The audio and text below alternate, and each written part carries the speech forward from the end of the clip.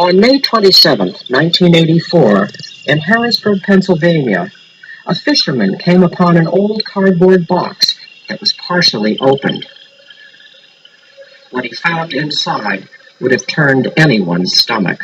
It was a torso. It was missing its head, its arms, and its legs. The legs were sawed off around the knees. The arms were sawed off the shoulders. The head was sawed off at its connection point with the trunk of the body. Because the body could not be identified, and there was no obvious way of knowing how this woman had been killed, the torso was wrapped in a plastic bag and placed in a freezer.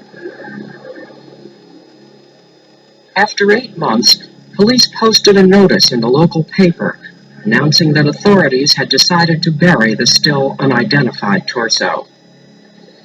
It was then that a woman came to the police station asking for more information about the body.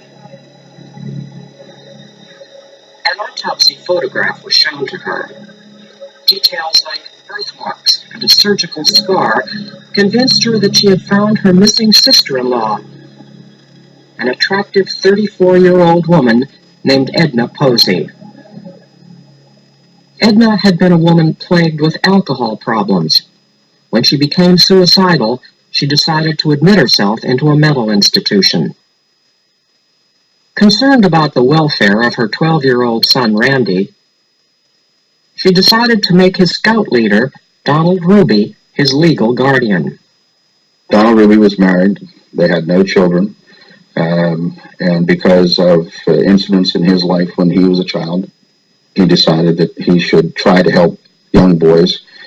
And so his troop was comprised largely of boys from that kind of background. After a year, Edna left the hospital and came to see the Rubys to visit her son. The couple invited her to sleep over. 2 days later, she was found gruesomely murdered. When detectives interviewed Randy, he said things that seemed to implicate Ruby in his mother's murder. Sometime in the early morning hours, he recalls being awakened by what he described as a bump in the house that was sufficient to awaken him. He looked at the couch across the room from where he was sleeping, where his mother had been sleeping, and did not see her. It was offered that that bump was the killing of Edna Posey by Donald Ruby. At Ruby's trial, an FBI agent, in an attempt to establish a motive, offered a so-called profile of Boy Scout leaders that strongly implied that many of them were pedophiles. Randy, after spending hours with the police, seemed to support that thesis. There were 2 occasions on which he was wrestling with Donald Ruby, and that he believed that at the time that Donald Ruby had an erection during the wrestling matches. And that was offered as evidence of proof that Donald Ruby had some sexual interest in the boy. Even though Ruby denied the accusation, and boys from his scout troop testified that Ruby had never acted improperly toward them in any way, the FBI profile had such a powerful effect on the jury that they quickly found Donald Ruby guilty of murder, and he was sentenced to life in prison. For 6 years, Ruby, a model prisoner, sat in his cell at Huntingdon State Prison. He continued to quietly protest his innocence and hoped that his appeal for a new trial would be heard. Finally, in 1992, 3 Superior Court judges ruled that the profiling testimony was prejudicial and not scientifically reliable, and granted Donald Ruby a new trial. At Ruby's second trial, Randy, now 21 years old, did not testify to the wrestling incident or about the bump in the night. In the intervening years, Randy grew to adulthood, and his recollections were more consistent with Donald Ruby's recollections at the time of the second trial than they were at the first trial. What we set out to do was to convinced the jury in the second trial that although this man had been convicted and sent to prison for life, there was things that that first jury had not heard that made all the difference in the world. When Ruby's lawyers examined the evidence from his first trial, they made an astounding discovery.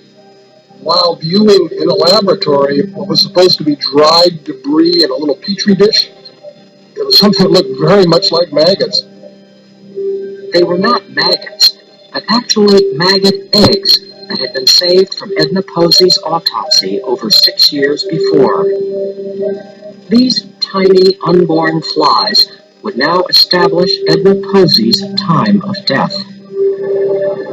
Forensic entomologists know that a dead body, like Edna Posey, attracts blowflies within minutes. Soon, the body is crawling with hundreds of females who lay tens of thousands of eggs like a paste around open wounds. Their eggs hatch 12 to 15 hours later. As the squirming maggots feed, they secrete chemicals that enable them to consume a body, like this pig, in just a few days.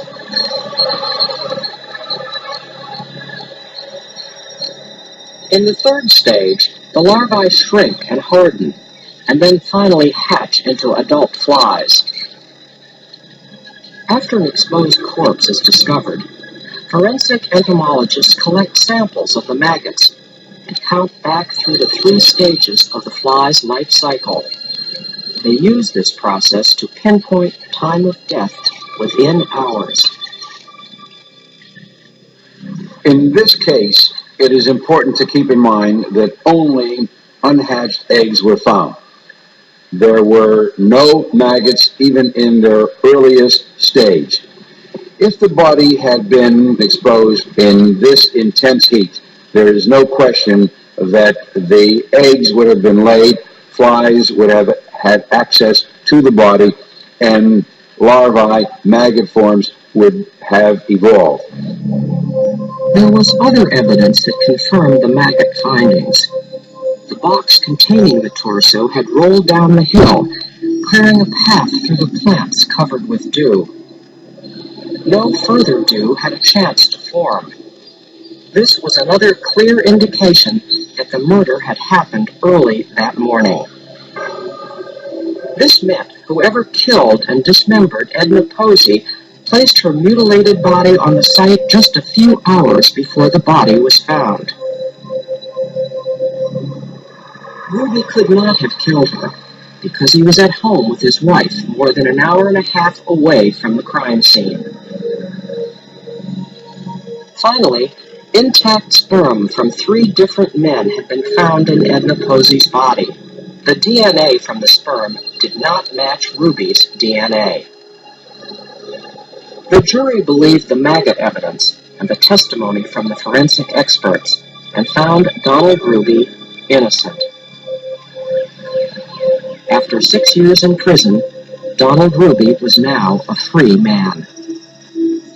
Although his health had deteriorated in prison, and he was completely penniless, he remained optimistic about his future. Never give up, and never forget, love does brings peace to everyone. I believe that more today than I ever did.